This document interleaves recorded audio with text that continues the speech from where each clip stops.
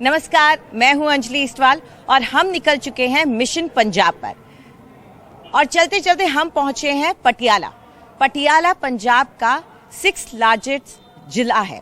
आपको ये बता दें कि इस वक्त यहाँ पर जो कड़ी लड़ाई चल रही है उसमें आम आदमी पार्टी अपनी तरफ से चुनौती देने के लिए उतरी है उस शख्स को जिसका परिवार यहाँ पर 300 साल से रिश्ते नाते रखता है, कैप्टन अमरिंदर सिंह। लेकिन वहीं दूसरी तरफ कांग्रेस भी है, जिससे अब भले ही कैप्टन अमरिंदर सिंह का हाथ छिटक गया हो, लेकिन यहाँ वो भी अपने दावेदारी कर रही है। हमारे साथ यहाँ इस वक्त बहुत से मेहमान हैं, बहुत से लोग हैं, अलग अलग सेक्शंस ऑफ सोसाइटी को यहाँ पर उनका प्रतिनिधित्व कर रहे हैं। वो स्टूडेंट्स हैं, व्यापारी हैं, कुछ ऐसे लोग हैं जिनकी अपनी जिंदगी इस शहर से जुड़ी हुई है, लेकिन वो यहाँ की पॉलिटिक्स में भी बेहद दिलचस्पी रखते हैं। कुछ छात्र भी हैं जो यहाँ पर हमें पंजाब का जो कल्चरल एलिमेंट है, जो यहाँ की संस्कृति है, उसकी भी एक झलक दिखाएंगे। तो हम चर्चा करेंगे सिर्फ पटियाला की ही नहीं बल्कि पूरे पंजाब की, कि पंजाब क्या चाहता है, पंजाब के दिल में क्या है। क्या पंजाब को बदलाव चाहिए या पंजाब खुश है अपने उस पुराने नाते से जो उसके साथ पहले से रहा है। तो इसी पर हम चर्चा करने वाले हैं। हमारे साथ कुछ खास लोग जुड़ेंगे। हमारे साथ पंजाब प्रदेश कांग्रेस कमेटी के अमित बाबा सैनी जुड़ रहे हैं। हमारे साथ आम आदमी पार्टी के प्रिंसिपल जेपी सिंह हैं।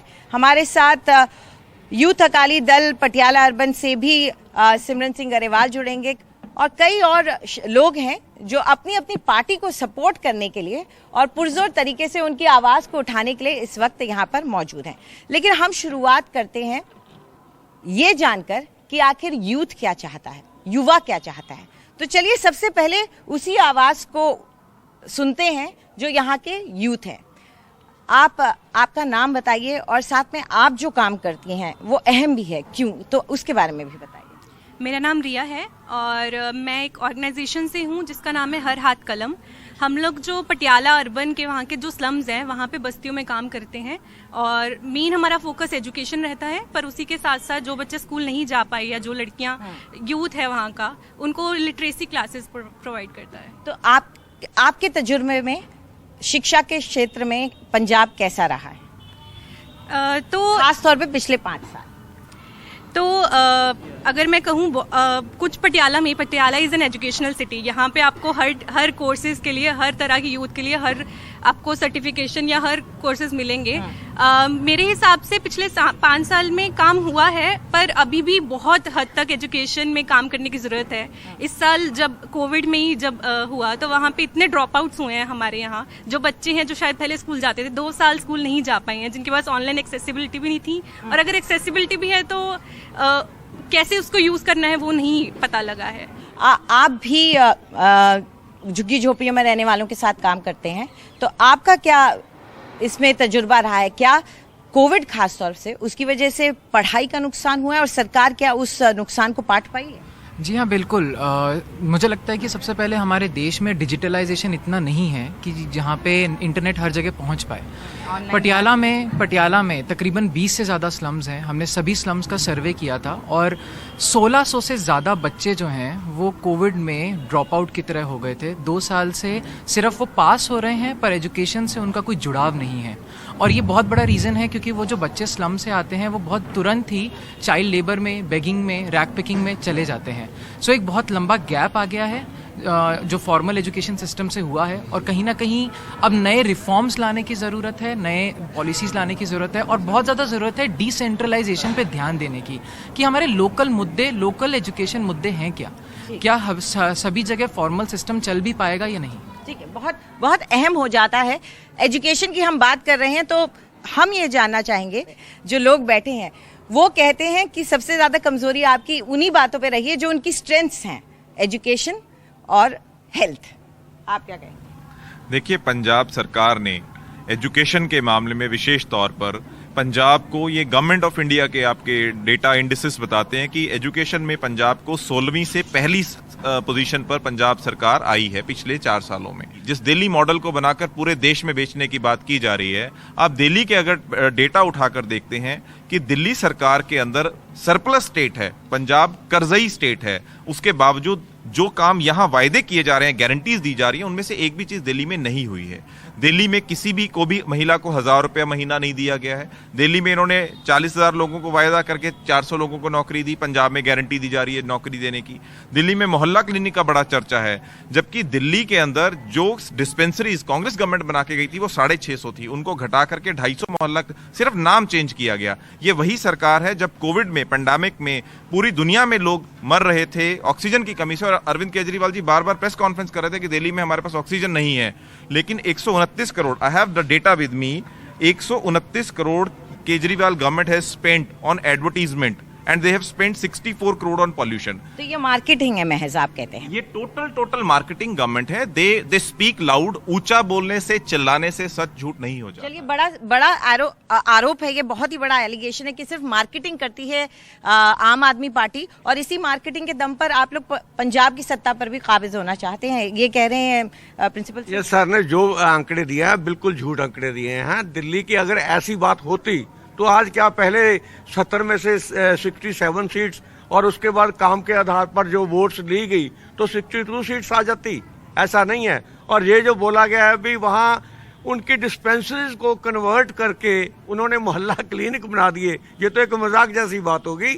500 से ज्यादा मोहल्ला क्लिनिक वहाँ बने हैं, और हमारे एक हॉस्पिटल है जहाँ जम्मू कश्मीर, राजस्थान से पेशेंट्स आते थे। आज ये राजेंद्रा हॉस्पिटल खाली पड़ा है, बिल्कुल खाली हॉस्पिटल पड़ा है, डॉक्टर्स नहीं है। वेंटिलेटर सेंट्रल गवर्नमेंट ने दिए, इन्होंने चलाए तक नहीं क्योंकि स्टाफ नहीं है इनके पास। एक और सिरा कह लें इस पूरी डिबेट का जो है, उसकी तरफ भी जाना चाहूंगी। वहां पे तो ये बात कही जाती है कि एजुकेशन देंगे, हेल्थ देंगे, दूसरी तरफ ये भी कहा जा रहा है कि हम तो सरकार चला रहे थे और अच्छा चला रहे थे। आप लोग ऐसा क्या लेके आएंगे जो कि इन दोनों को काउंटर कर पाएगा? पहली तो बात इन्होंने एजुकेशन की। First of all they are not running a proper state. Delhi की आधी जो अपना मिनिस्ट्रीज हैं वो एलजी के पास हैं, आधी इनके पास है। लेकिन जिस चीज पे मांग रहे हैं वो तो इनके पास है, एजुकेशन है, हेल्थ भी है, और दिल्ली सरकार के अस्पताल भी चलते हैं। पंजाब में और दिल्ली में टोटली डिफरेंट एजुकेशन स्ट्रक्चर है। सिर्फ 4400 स्कूल्स हैं अपना दिल्ली में। यहाँ around about 64,000 primary, 34,000 secondary and 6,400 there you can tell like higher schools हैं। तो क्या करें, 1.5 लाख टीचर्स हैं यहाँ। जो स्मार्ट स्कूल की ये बात करते हैं नजदीक भी नहीं है जीजे। मैम, आप क्या मानती हैं एजुकेशन की स्थिति? आप खुद भी टीचर हैं, कैसी है एजुकेशन की जो स्थिति है? वो पहले से तो बहुत इम्प्रूव्ड हुई है कि अगर मैं पिछले 5 सालों में देखूं, मैंने गवर्नमेंट स्कूल्स में भी विजिट भी किया है ड्यूरिंग माय ट्रेनिंग, तो उसमें भी मैंने देखा है कि उन्होंने काफ़ी ज़्यादा जो सिलेबस वगैरह में थोड़ी चेंजेस करी हैं, वो काफ़ी अच्छी करी हैं।